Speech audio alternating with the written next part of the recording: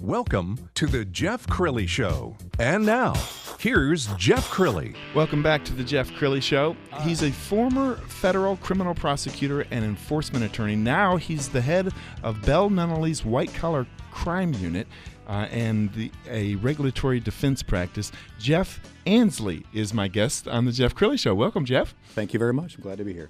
Well, I know one of the things that we talked about off the air is the idea that we're seeing more and more cyber crimes, aren't we? We are seeing a tremendous amount of cyber crimes beyond what we saw several years ago, and my view is we will see significantly more in the coming years as well. Now, one of the things I think that is always difficult is sometimes these cyber criminals are hiding behind servers in Europe, and it's hard to find the bad guys, isn't it? It is, in part because they're doing that, in part because they're in foreign countries, and also in part because they're sometimes involved with organized crime, literally, and then also with foreign governments as well. So they can be very difficult to track down. And then if you track them down, then it can be difficult to pierce where they are because sometimes they're affiliated with foreign nations. And one of the things that I think many U.S. companies don't even think about is that if you get hacked and that data breach reveals people's credit cards, I mean, you can be sued, can't you? You can be sued, and that's the other thing people don't necessarily consider in companies is the information is out there forever. And today, being the internet age as we are, information, once it's public, once it leaves the private domain of a server at a company or of a government as well, the information is out there. You cannot, as they say, you can't put that genie back in the bottle. Well, the big story in the news that continues to make headlines is Ashley Madison. Let's put the moral issue aside for a second. Lawsuits are flying right now. I mean, it could put this company under, couldn't it? It very possibly could. And you're right. Once we set aside the moral ambiguity of what that company does and the people there are a number of lawsuits that have already been filed at last count. I think it was 4 or 5, all, I believe, fighting for class certification status. And whichever lawsuit or lawsuits go forward, it will be incredibly expensive for that company. And that's really on a host of different levels. One, the legal fees that they will incur, either them or their insurance companies. Then on top of that, whatever cost they incur either to settle the case or to try the case going forward, it will be incredibly expensive. And that, Jeff, is looking at only the hard cost to that company. You look at softer costs, but important costs too, such as reputational damage. And again, Ashley Madison, we can debate whether or not there's a reputation there to preserve to begin with. But there is reputational damage that any company, whether it's Ashley Madison or Target, as we heard about a year and a half ago, they will incur some level of damage to their reputation when customers decide and vendors decide whether or not they will do business with that company going forward because they are perceived to be essentially a security risk because of that data breach. Jeff Ansley is my guest. He is with the white-collar crime unit of Bell Nunnally, a large law firm here in Dallas. Would it be smart for a company to hire an attorney proactively to just make sure that their house is in order, or are you the person they call after the bad guys have gotten into their server? The answer is yes and yes. Oftentimes I am called, or other lawyers like I am called after a breach occurs. You're essentially triaging a situation that oftentimes is very difficult. You're trying to put Humpty back together. It's very difficult to preserve or salvage a situation after a breach has occurred. Ideally, what companies do, and we're seeing this more, is companies are proactive. To step back for a second, companies, one way or the other, will deal with data breach at some point in time, most likely. They'll either deal with it proactively or reactively. Think of somebody breaking into your house. You have 2 ways to approach that. You can look at it reactively. You can not lock the doors. You can not have a security system. That's cheaper, admittedly, than having somebody monitor your system, monitor your home. But there's a higher cost that goes along with that break-in once that occurs. Same thing with data breach issues. Companies can look at dealing with data breach only reactively.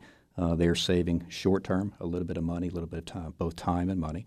But long-term, there's a significant savings if, in fact, the company is proactive and it sets up measures that it puts in place, protocols it puts in place, and then makes sure through third-party resources, including outside counsel, that its policies and procedures and protocols are properly measured, properly in place to protect against a breach if, in fact, that happens.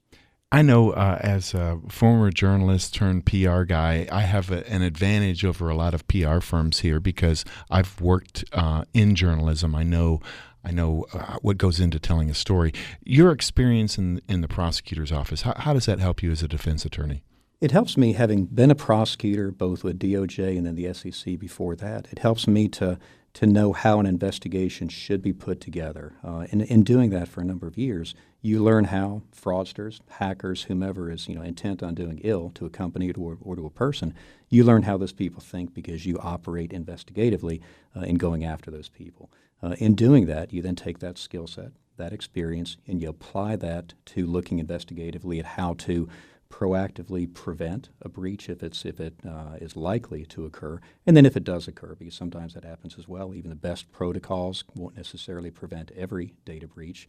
If that happens, then you apply that same skill set to deal with the breach after it occurs and try to protect the company as best as you can once that breach has happened. We're seeing a lot more of what's been dubbed ethical hacking. I think the people behind the Ashley Madison hack believed that they were doing society a good deed by exposing people who supposedly were cheating on their spouses.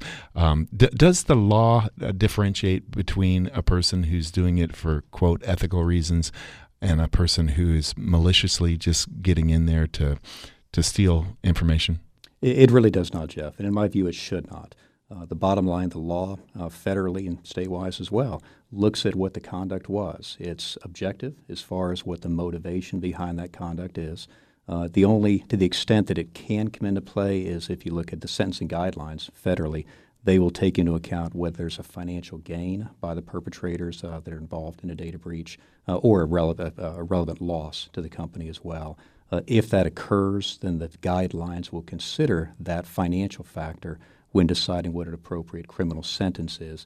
But beyond that, it doesn't matter whether it's a social cause that somebody is trying to advance or whether it's simply, somebody overseas trying to, take identifiers, personal or financial information, and use that to make money for themselves or for others. The law is purely objective. I suppose if somebody had a drug house on their block and they set fire to it, it's still arson. It doesn't matter that, you got one drug house off the street, right? That's exactly right. Okay. Well, my guest again, Jeff Ansley. He is the head of the white-collar crime unit at Bell Nunnally. My daughter Sarah is in the studio as my co-host today. Any questions of Jeff? Yeah, so tell me a little bit about if someone's or a company's going through something, how to get a hold of you. Well, they get a hold of me by either contacting our law firm, which is at bellnunnally.com. And then, we're here in Dallas. We've been here for a number of years. We're, easy to find and available, and we're certainly happy to help companies or individuals involved in data breach issues. Do you, if they just have any questions, can they pick up the phone and give you a call with things that are going on in the media that they're concerned about, maybe for their own company, and take a proactive approach? Is that something that you can do? Oh, absolutely. Very often I'll receive contacts from people who are just, wondering. They haven't dealt with something yet, but they're socially aware and they see what's happening in the world around them. So sometimes they'll contact me and we'll discuss essentially, whether there are particular measures that company can put in place. Yes. What talk about the legal costs or even the cost to your business of a data breach? Is if your data is compromised, like a Target.